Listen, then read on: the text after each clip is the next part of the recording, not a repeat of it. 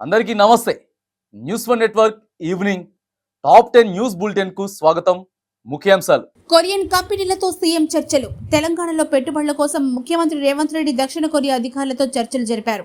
Warangal textiles park తో పాటు ఇతర ప్రాంతాల్లో పెట్టుబడుల కోసం కొరియా ఫెడరేషన్ ఆఫ్ టెక్స్టైల్ ప్రతినిధులతో చర్చలు జరిపి వారు నిర్వహించిన రౌండ్ టేబుల్ సమావేశంలో పాల్గొన్నారు. 240 అడుగుల భారతీయ జెండా ప్రదర్శన. ఆంధ్రప్రదేశ్లోని భీమవరం శ్రీ విజ్ఞాన వేదిక సర్వోదయ మండలి ఆధ్వర్యంలో 240 అడుగుల జాతీయ జెండాను ప్రదర్శించారు.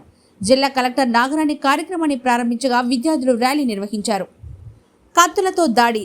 ఆంధ్రప్రదేశ్లోని శ్రీకాళహస్తి పట్నం తెట్టు వీధిలో జరిగిన జాతరలో వైసీపీ టీడీపీ వర్గాల మధ్య ఘర్షణ చోటు చేసుకుంది. కత్తులు, రాళ్లు, బ్యాట్లతో దాడి చేసుకున్నారు. ఈ దాడిలో వైసీపీ నాయకుడు నాగేంద్రబాబుకు కత్తి గాయాలయ్యాయి. కవిత బెయిల్ విచారణ వాయిదా. ఢిల్లీ లిక్కర్స్ స్కామ్లో అరెస్ట్ అయ్యి తీహార్ జైలు రిమాండ్ ఖైదీగా ఉన్న ఎమ్మెల్సీ కవిత బెయిల్ విచారణను ఈ నెల 20వ తేదీకి సుప్రీంకోర్టు వాయిదా వేసింది. ఈ పిటిషన్పై సిబిఐ, ఈడీ సంస్థలు కౌంటర్ దాఖలు చేయాలని ఆదేశించింది. గుండెపోటుతో 10th విద్యార్థిని మృతి.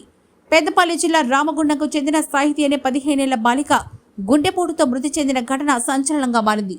ఛాతి నొప్పి రావడంతో సదరు బాలికను ఆసుపత్రికి తరలించగా అప్పటికే బాలిక మృతి చెందింది. అత్యాచార ఘటనపై సిబిఐ దర్యాప్తు. పశ్చిమ బెంగాల్ రాజధాని కోల్కతాలో వైద్యురాలి అత్యాచార ఘటనపై ముఖ్యమంత్రి మమతా బెనర్జీ కీలక వ్యాఖ్యలు చేశారు. పోలీసులు కేసు ఛేదించి నిందితులను పట్టుకోకపోతే కేసును సిబిఐకి అప్పగిస్తామని ప్రకటించారు. హోటల్పై కూలిన హెలికాప్టర్. ఆస్ట్రేలియాలోని నార్త్ క్వీన్లాండ్ ప్రాంతం కేర్స్లో ఒక హోటల్పై హెలికాప్టర్ కూలిపోయింది. ఈ ప్రమాదంలో పైలట్ మృతి చెందగా మరో 2కి తీవ్ర గాయాలయ్యాయి. ఘటన నేపథ్యంలో హోటల్ సిబ్బంది, అతిథులు హోటల్ నుండి పరుగులు పెట్టారు. ఇజ్రాయెల్పై హెజ్బోల్లా దాడులు ప్రారంభించింది. హమాస్ కీలక నేతలు చనిపోతుండటంతో ఇజ్రాయెల్పై ఇరాన్ దాడులు ప్రారంభించింది. దీనిపై అమెరికా స్పందిస్తూ ఇజ్రాయెల్ మద్దతుగా సబ్మెరైన్లు సిద్ధంగా ఉంచాలని ఆదేశాలు జారీ చేసింది. ఆదాని సంపద ఆవిరి. హిండెన్బర్గ్ ఆరోపణలతో గౌతమ్ అదానీ షేర్లు భారీగా పతనమయ్యాయి. ఆదానికి చెందిన 53,000 కోట్ల సంపద ఒకే రోజులో ఆవిరైంది. ముగిసిన ప్యారిస్ ఒలింపిక్స్. ప్యారిస్ వేదికగా ఒలింపిక్స్ ముగింపు వేడుకలు అట్టహాసంగా ముగిశాయి. 126 పథకాలతో అమెరికా అగ్రస్థానంలో ఉండగా 91 పథకాలతో చైనా 2వ స్థానంలో నిలిచింది.